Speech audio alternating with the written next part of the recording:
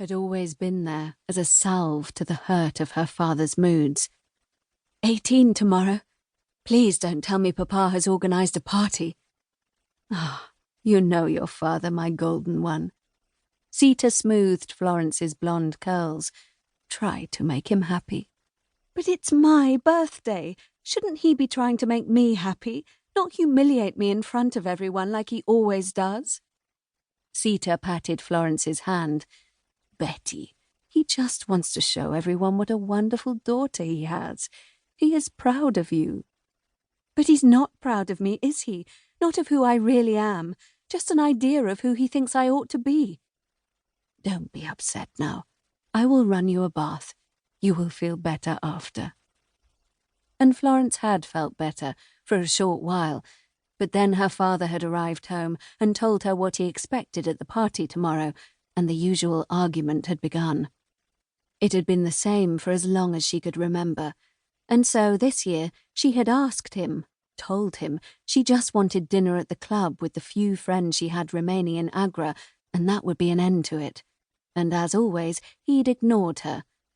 She needed someone on her side, apart from Ravi and Sita, someone he might listen to. She needed her mother. Florence looked around the courtyard of the fort, the red sandstone glowing in the strengthening sun. "How could you do it?" she said into the silence, "leaving me alone to be raised by him? I was just a little baby.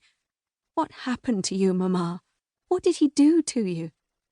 She waited, feeling foolish in her faint hope that somebody might answer, but there was just the sound of a crow cawing from the top of the wall.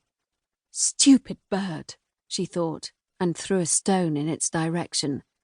It tilted its head to one side, looking at her for a moment, then lazily flapped away over the roof. With a sudden swell of emotion, Florence raised her voice. "Just tell him, Mamma!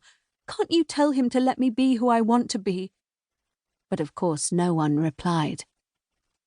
After a few more minutes of sitting by herself, Florence began to feel a bit ridiculous.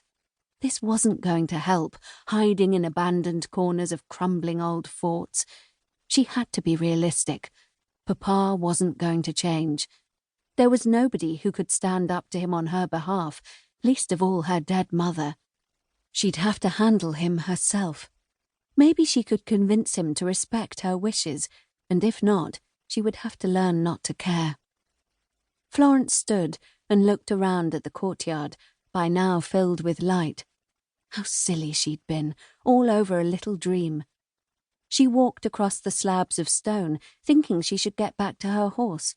She would have a good gallop across the fields to get all these ideas out of her system, and then she would start her birthday properly.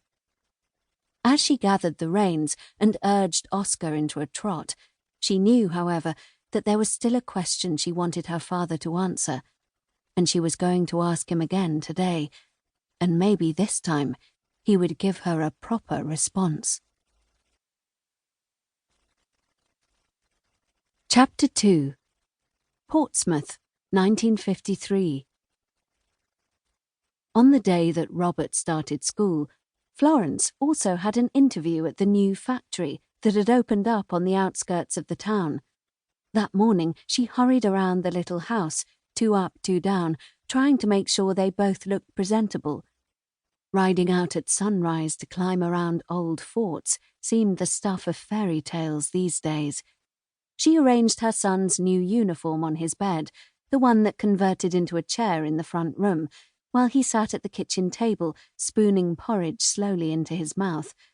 When he had finished, she grabbed the bowl and pushed him towards the sink, with instructions to wash his face, get dressed, and comb his hair.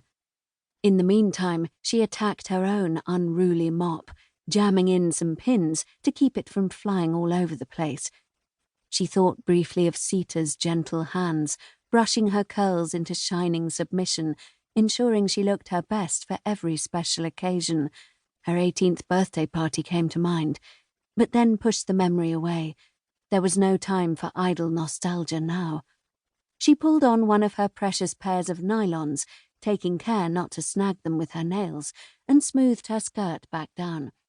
Then she did up the buttons on her blouse.